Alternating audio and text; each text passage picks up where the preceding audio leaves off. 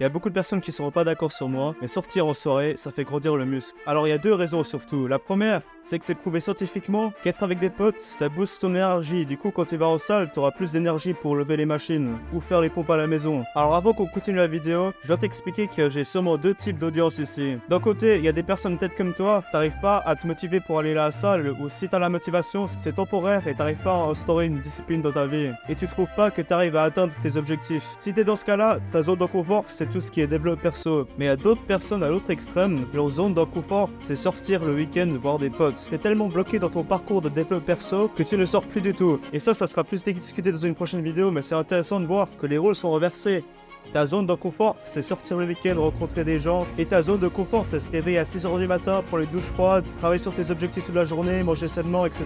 Alors aujourd'hui, on va parler des deux perspectives, mais cette vidéo est surtout axée sur les débutants. Parce que sur ma dernière vidéo, comment faire plus de 7000 pompes par mois, j'ai reçu quelques questions comme quoi, si tu commences les pompes, est-ce que tu dois arrêter de sortir en soirée? Non, complètement pas, on va voir ça. Il y a un autre aristocrate qui m'a demandé pourquoi il n'arrive pas à pousser ses muscles à l'épuisement. Et on m'a aussi demandé pour un débutant combien de fois par semaine il faut faire du sport. Du coup, la deuxième raison pourquoi sortir ça aide à gagner du muscle, les moments sociaux entre hommes ça pousse naturellement la compétitivité. Et ouais, t'as envie de flexer ton argent, ta nouvelle voiture, tes possessions. Du coup, quand tu sors en soirée le week-end, privilège de sortir avec tes potes qui sont en cran au-dessus dans l'échelle du développement perso. Hein, c'est aussi une des règles du succès, l'environnement ça fait tout, s'entourer des bonnes personnes. Donc maintenant que je t'ai convaincu que c'est ok de sortir le week-end et faire de la musculation, il faut quand même que tu t'imposes à toi tes propres règles, tes propres limites. Parce que je veux que tu dures sur le long terme. Et pour faire ça, il faut que tu aies de la discipline dans ta vie. Et quand tu t'arraches la gueule tout le week-end, ça sera dur pour toi de récupérer ta discipline la semaine d'après. C'est pour ça que j'ai trouvé 3 règles que tu peux essayer de t'imposer pour mieux récupérer ta soirée. De 1, essaie de rentrer plus tôt. Oublie pas que le sommeil c'est aussi important que l'effort pour faire grandir les muscles. Si t'étais avec des meufs, tu peux t'inventer une histoire dingue.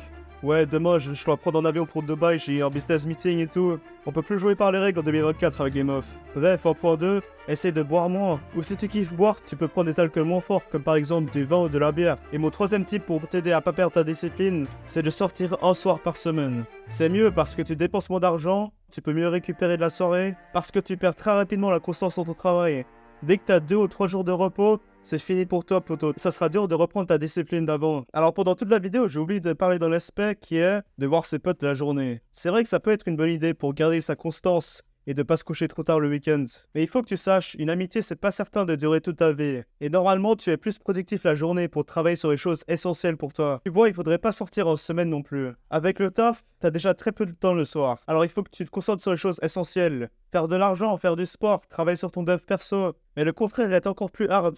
Il y a un youtubeur connu qui a expliqué une histoire d'un de ses amis. Son pote c'était un faux. Il travaille sur son business H24 pendant 2 ans.